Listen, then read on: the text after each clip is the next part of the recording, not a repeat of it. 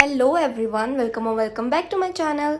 तो हमें स्कूल से मैसेज आता है कि कल स्कूल्स लगेंगे एंड मेरा कोई भी काम कंप्लीट नहीं है।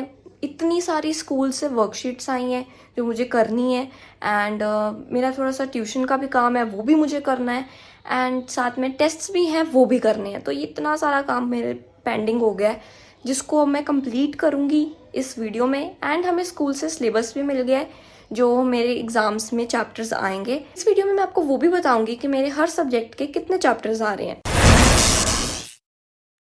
तो सबसे पहले मैंने हिस्ट्री के चैप्टर 1 की वर्कशीट से स्टार्ट किया। इसका थोड़ा सा काम मैंने कर लिया था, जैसा कि आप देख सकते हो, बट मैंने शूट नहीं किया बिकॉज मैं बहुत ज़्यादा टेंस थी कि मेरा सारा सिलेबस कंप्लीट हो पाएगा नहीं। उस चक्कर में मैं शूट करना भूल गई। तो अगर मैं अपने सिलेबस की बात करूँ तो एसएसटी के हिस्ट्री का मुझे chapter 1 the rise of nationalism in Europe, geography में भी chapter 1 resources and development and economics का भी चैप्टर 1 डेवलपमेंट आ रहा है। सिविक्स की बहुत ज़्यादा कन्फ्यूजन है।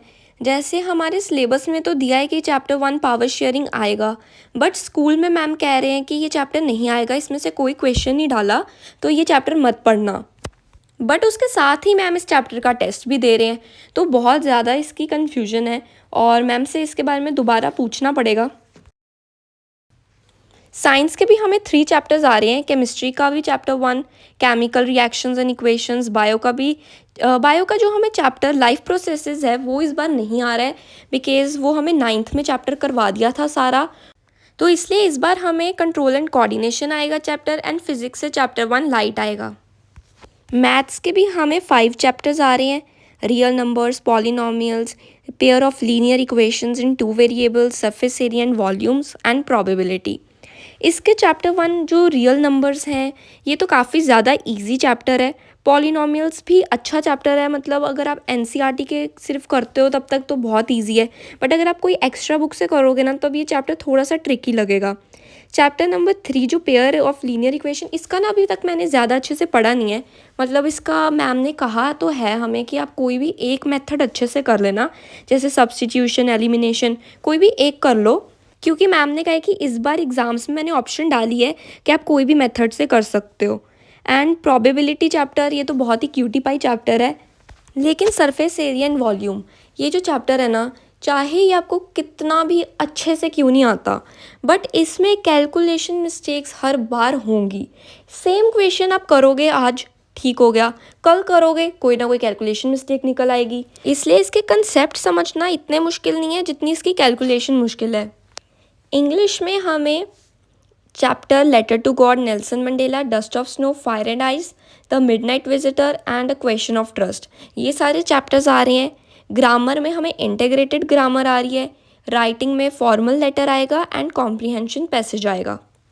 हिंदी में हमें 2 कविताएं आएंगी एंड 2 बड़े चैप्टर आएंगे, एक बड़े भाई साहब और एक हरिहर काका। पंजाबी में भी हमें 7 चैप्टर्स आ रहे हैं और व्याकरण में तो इसका इतना सारा काम है ना, बट इसका भी 9th में हमें ना व्याकरण हमें 10th की करवाई थी, जैसे कि मुहावरे वगैरह वो सब हमें 10th के रिलेटेड ही करवाया था, तो इसलिए थोड़ा बहुत ठीक है। एंड आईटी के भी हमें 3 चैप्टर ही आ रहे हैं और वो तो ठीक ही हैं, जैसे एक chapter 1 communication skills and chapter 2 self management और चैप्टर 3 आईसीटी स्किल्स। एंड इसका अगर प्रैक्टिकल होता है तो मैम कह रहे थे कि electronic spreadsheet and digital documentation में से आएगा। एंड अगर मैं अपनी प्रिपरेशन की बात करूँ तो साइंस की मुझे सबसे ज़्यादा बायो आती है। ये चैप्टर का काफ़ी बार टेस्ट हो चुका है, इसलिए ये आता है मुझे अच्छे से। फिर सेकंड नंबर पे मुझे फ़िज़िक्स का चैप्टर आता है। ये चैप्टर अभी वैसे हमें स्कूल में पूरा करवाया नहीं है, बट स्टिल अभी तक जितना कराया है उसके हिसाब से ये मुझे आता है चैप्टर। थर्ड पे केमिस्ट्री, इसका मुझे अभी तक इतनी प्रिपरेशन मेरी अच्छी नहीं है, इसके एक्सपेरिमेंट्स वगैरह बहुत ज़्यादा हैं तो वो भी मुझे सब पढ़ने हैं। एसएसटी में मैंने अभी तक सिर्फ और सिर्फ हिस्ट्री का चैप्टर किया है एंड ज्योग्राफी भी मेरी रहती है, इकोनॉमिक्स भी मेरी रहती है। मैथ्स का तो मैंने आपको बता ही दिया है।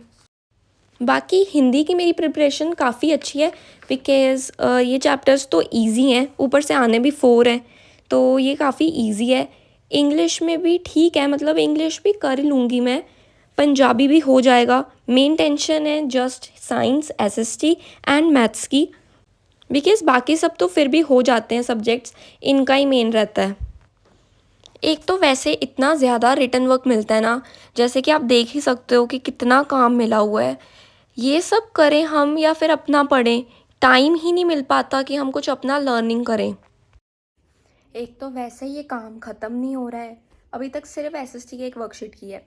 वैसे मैंने अभी हिंदी की भी कर ली थी वर्कशीट एंड साथ में मैंने इंग्लिश की भी वर्कशीट्स की हैं, दो दो तीन तीन थी उनकी भी। पर तब मैं इतनी ज़्यादा टेंस थी कि मुझे था कि बहुत ज़्यादा रिटर्न वर्क है, मुझसे कंप्लीट नहीं हो पाएगा। उस टेंशन के चक्कर में मैंने कुछ शूट नहीं किया। ऊपर से लाइट भी चली गई है, मतलब बीच में आ रही है बीच में चली जाती है, इसलिए अंधेरे में काम करना पड़ रहा है।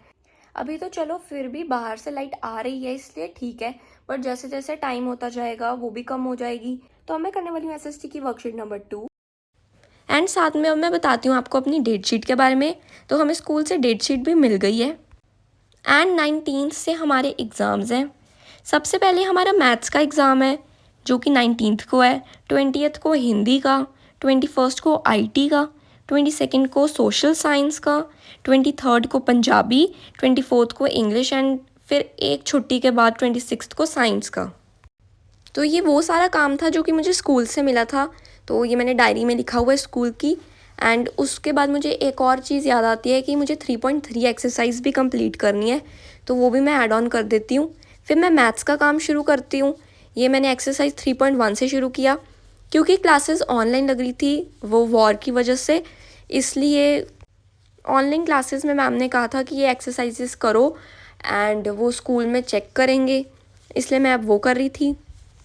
तो काम करते करते ना मैंने मोबाइल पे ध्यान ही नहीं दिया एंड वो स्विच ऑफ हो गया था, जिस वजह से आगे का कुछ भी शूट नहीं हुआ, इसलिए बीच में ही बंद हो गया मोबाइल। एंड यार मुझे तो इतनी ज़्यादा टेंशन हो रही है ना एग्ज़ाम्स की कि मैं बता नहीं सकती हूँ।